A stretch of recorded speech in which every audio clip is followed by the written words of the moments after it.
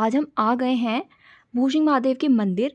ये देवभूमि हिमाचल प्रदेश में डिस्ट्रिक्ट सिरमौर में स्थित है और सिरमौर में भी ये सराहां से 9 किलोमीटर आगे अगर आप चलते हो शिमला की तरफ को तो गांव टिकरी पजेली क्वागधार में ये स्थित है। ऐसा बताया जाता है कि द्वापर युग में इस पर्वत शिखर पे बैठ के भगवान शंकर ने माँ पार्वती के कहने पे महाभारत का युद्ध देखा था। तब से यहाँ भूमि पर शिवलिंग की उत्पत्ति मानी जाती है। अभी तो आप इस वीडियो के माध्यम से मंदिर देख सकते हो, पूरा एरिया यहाँ का देख सकते हो, लेकिन काफ़ी पहले यहाँ पे कुछ भी नहीं था, सिर्फ शिवलिंग ही था और कुछ भी नहीं था। और ये जो एरिया है काफ़ी धीरे धीरे डेवलप हुआ है। पहले यहाँ पे आने के लिए सड़क भी नहीं थी, ना ही गाड़ी आती थी, लोग पैदल ही यहाँ पे आते थे इतनी चढ़ाई चढ़ के, क्योंकि काफ़ी ज़्यादा हाइट पे है। और यहाँ से जो नज़ारा है वो देखने लायक है। अगर आप यहाँ आते हो तभी आप देख सकते हो। सुंदर तो नज़ारा है ही, लेकिन थोड़ा भयभीत करने वाला भी है, क्योंकि ये काफ़ी ज़्यादा हाइट पे है और नीचे बिल्कुल खाई है और बड़े ख़तरनाक यहाँ पे चट्टानें हैं, तीखी चट्टानें हैं। वो वीडियो के माध्यम से आपको भी दिखाई देंगी। दोस्तों, एक बात तो ये हो गई कि द्वापर युग से यहाँ पर शिवलिंग स्थित है, लेकिन एक और कथा भी है यहाँ की जो इस शिवलिंग से ही जुड़ी हुई है, और वो सिर्फ एक कहानी नहीं है, वो एक सच्ची बात है। तो वो भी मैं आपको सुनाती हूँ।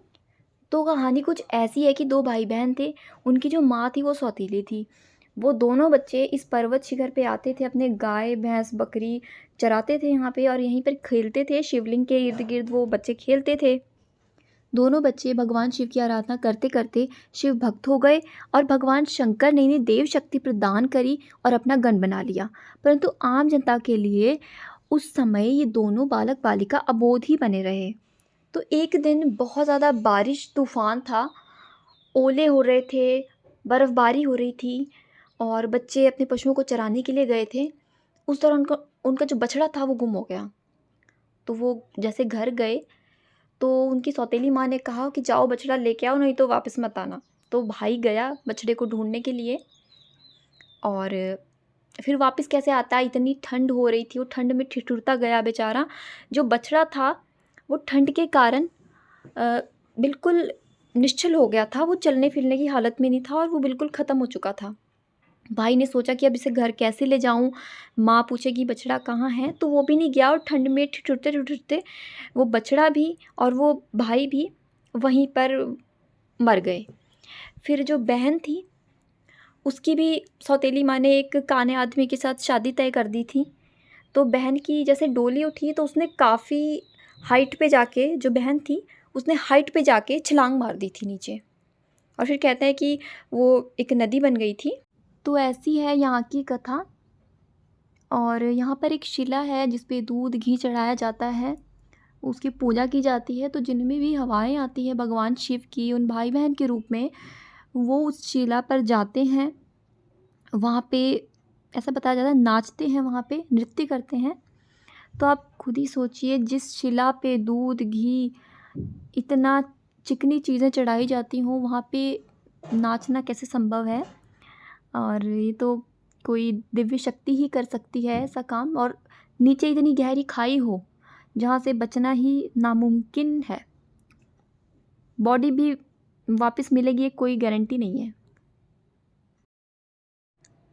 ये देखिए, ये उसी की याद में बनाया गया है, नंदी बैल, उस बछड़े की याद में। यहीं पर वो बच्चा और बछड़ा जो थे उन्होंने अपना प्राण त्याग दिया था। ये वो जगह है और ये मंदिर को रास्ता जाता है। ये पूरा मंदिर का आप एरिया देख सकते हो बहुत अच्छी तरह। अब तो बहुत डेवलप हो गया, यहाँ भंडारा भी लगता है, मेला भी लगता है बहुत बड़ा। तो अब हम दर्शन करके वापस जा रहे हैं। लेकिन आप अगर हिमाचल आते हो और डिस्ट्रिक्ट सिरमौर में आते हो तो प्लीज़ यहाँ पर तो आप ज़रूर आना, भूसिंह महादेव के दर्शन करना, क्योंकि वीडियो से देखने में और आंखों से देखने में बहुत फ़र्क है। तो आप यहाँ पर ज़रूर आइए। और आपने हमारी वीडियो को देखा उसके लिए बहुत बहुत धन्यवाद। जय भोलेनाथ।